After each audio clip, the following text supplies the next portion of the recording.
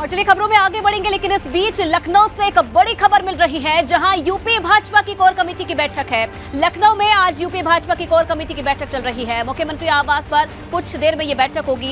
MLC नामों के अलावा कई मुद्दों पर चर्चा होगी। बैठक में सीएम योगी और दोनों डिप्टी सीएम भी शामिल होंगे। तो भाजपा प्रदेश अध्यक्ष, संगठन महामंत्री भी शामिल रहेंगे। एमएलसी जो नाम चुने जाने उस पर यह बैठक है, साथ ही साथ प्रदेश अध्यक्ष का भी मसला है। तो बेहद महत्वपूर्ण बैठक है और ये अहम बैठक बुलाई गई है। कुछ देर में यूपी भाजपा कोर कमेटी की बैठक की शुरुआत हो जाएगी। एमएलसी के नामों के अलावा कई मुद्दों पर चर्चा होगी। सीएम योगी आदित्यनाथ बैठक में मौजूद रहेंगे, साथ ही साथ दोनों डिप्टी सीएम भी इस बैठक में शामिल होने वाले हैं।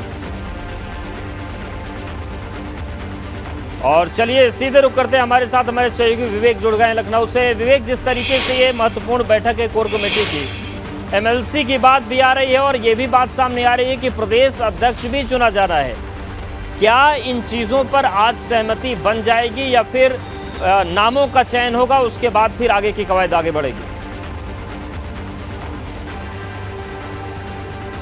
अवधेश, आप भाजपा की राजनीति को अच्छी तरह से जानते हैं कि कोई भी नाम अपने स्तर पे चयन नहीं किया जाता। यानी यूपी उत्तर प्रदेश का अगर कोई बड़ा नेता होगा, मंत्री बनेगा, कौन विधायक मंत्री बनेगा, किसको सांसद के रूप में पेश किया जाना है, ये सब नाम केंद्र से ही तय होते हैं। लेकिन कमेटी एक बनी होती है, कोर कमेटी बनी है, जिसमें दोनों डिप्टी सीएम हैं, प्रदेश अध्यक्ष हैं और भी तमाम लोग हैं, संगठन के लोग हैं। वो ये तय करते हैं कि आखिर कौन कौन से नाम ऐसे होंगे, किसने सबसे ज़्यादा पार्टी में योगदान दिया। और भाजपा के लिए सारी चीज़ें अप्रत्याशित कही जाती हैं, यानी कोई ऐसे चेहरे उभर कर सामने आ जाते हैं, कोई ऐसे नाम उभर कर सामने आ जाते हैं जो कभी किसी ने सुने ही नहीं होते हैं। एकदम से उनको द्रौपदी मुर्मू का नाम कभी किसी ने नहीं सुना था, लेकिन राष्ट्रपति पद के लिए उनका नाम आगे आया और वो राष्ट्रपति बनी। इसी तरह से प्रदेश अध्यक्ष का नाम भी ऐसा चल रहा है, तमाम नाम चर्चा में है। लेकिन कोई आज जो खबरें राजनीतिक गलियारों में उड़ी हैं कि कोई ऐसा चेहरा हो सकता है जिसके बारे में किसी ने सोचा ही ना हो। एमएलसी के लिए बड़े बड़े ऐसे नाम थे, लेकिन जब एमएलसी बनाए गए, जो पद खाली हो रहे थे, रिक्त हो रहे थे, जब वो बनाए गए तो अचानक से कई चेहरे ऐसे आ गए जो हाशिए पर थे या बड़ा डाउन टू अर्थ राजनीति करते थे, जमीन से जुड़े रहकर संगठन का काम करते थे, पर्दे के पीछे रहकर काम करते थे। ऐसे लोगों को मौका दिया गया। भाजपा की अभी फिलहाल जो राजभवन में बैठक चल रही है मंत्रियों की, 100 दिन का पूरा एजेंडा जो दिया गया था वो बताया जा रहा है। उसके बाद वो अपनी कार्य योजना बताएंगे। उसके बाद यहाँ से सीएम आवास पहुँचेंगे सब और वहाँ पर बैठक होगी। हम इस समय ठीक राजभवन में, और देखिए मूवमेंट भी शुरू हो गया है, यहाँ से लोग निकलने लगे हैं। यानी राजभवन में जो बैठक चल रही है, गवर्नर बैठक ले रही थी, सभी मंत्रियों के कामकाज की समीक्षा हो रही थी, वो बैठक यहाँ पर खत्म होगी और यहाँ से सीधे चंद कदम दूर है मुख्यमंत्री आवास, वहाँ पर पहुँचेंगे सारे मंत्री यहाँ से निकलकर। और उसके बाद जो कोर कमेटी के, यानी जो बैठक में कोर कमेटी के लोग हैं वो पहुँचेंगे और उसमें तय होगा कि एमएलसी के नाम कौन से होंगे, प्रदेश अध्यक्ष का नाम कौन सा होगा, कौन कौन से नाम होंगे, उन चेहरों पर चर्चा की जाएगी और उसके बाद उन चेहरों पर मुहर लगाएगी दिल्ली। यानी मुहर दिल्ली से लगेगी। आज जो नाम सामने आएंगे उस पर वो कौन कौन से नाम होंगे जिन पर यहाँ से सूची बनती है और मुहर लगती दिल्ली में, देखने वाली बात होगी। बहुत धन्यवाद आपका विवेक, जानकारी और अपडेट्स को देने के लिए।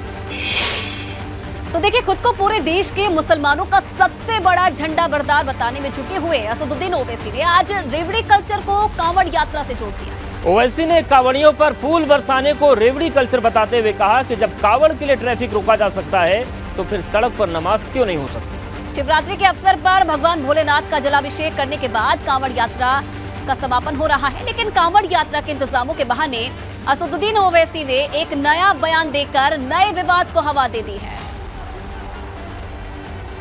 तो ओवैसी ने कांवड़ यात्रा में पुष्प वर्षा पर सवाल उठाते हुए सरकार पर भेदभाव करने का आरोप लगाया है। हालांकि बीजेपी भी पलटवार कर रही है। लेकिन देखिए, कांवड़ियों पर फूल बरसाने और कांवड़ यात्रा के बहाने सड़क जैसी सार्वजनिक जगहों पर नमाज पढ़ने की मांग करने पर भाजपा ने भी अब ओवैसी को आड़े हाथों लिया है और उन पर सांप्रदायिकता को हवा देने का आरोप लगाया है। लेकिन पहले वो सुनिए कि असदुद्दीन ओवैसी ने कहा क्या है जिस बयान पर बवाल मच गया। तो आपको सुनाएंगे बयान, लेकिन आपको बता दें कि असदुद्दीन ओवैसी ने सवाल उठाया है और उन्होंने कहा कि क्या रेवड़ी कल्चर नहीं है कि आम जनता के पैसों से कांवड़ियों पर फूल बरसाए जा रहे हैं। सुनिए। कांवड़ यात्रा के लिए आप टैक्स पेयर के पैसों से हेलीकॉप्टर से फूल बरसा रहे हैं। यूपी की भाजपा सरकार बहुत अच्छा है। आप पुलिस के हुदेदार ऑफिसर उनकी पैरों की मालिश कर रहे हैं, बहुत अच्छा है, हम इसका वेलकम करते हैं। रास्ते में लोहार की दुकान है, गाज़ियाबाद में आपने लोहार की दुकान को बंद कर दिया, बहुत अच्छा है। मीरठ में पुलिस स्टेशन में एक मुसलमान ऑफिसर का नाम था, किसी ने ऑब्जेक्शन किया, आपने नाम हटवा दिया, बहुत अच्छा है। भाई यही तो रहमदिली दिखाई है ना, आप भेदभाव क्यों कर रहे हैं? भाई अगर कोई नमाज पढ़ता है चंद मिनट के लिए तो पब्लिक पॉलिसी डिस्टर्ब हो रही है, दंगा हो रहा है, और क्रिमिनल इंटेंट है ही नहीं उसमें दंगा करने का। 295 153 लगाते आप, तो आप हमसे हम भाजपा की उत्तर सरकार से कह रहे हैं कि आप इक्वली ट्रीट करिए, डिस्क्रिमिनेशन मत करिए जो आप कर रहे हैं। अगर सबका साथ है, सबका विकास है, तो भैया हमारे भी पैर की मालिश करिए ना आकर। आप हमारे पैर की मालिश करने की जगह हमको ले जाकर पुलिस स्टेशन में लटों से पैर पर मारते हैं, हम पर फूल नहीं बरसाते, हमारे घर पर बुलडोजर चढ़ा देते आप। ये कौन सा इंसाफ है आपका?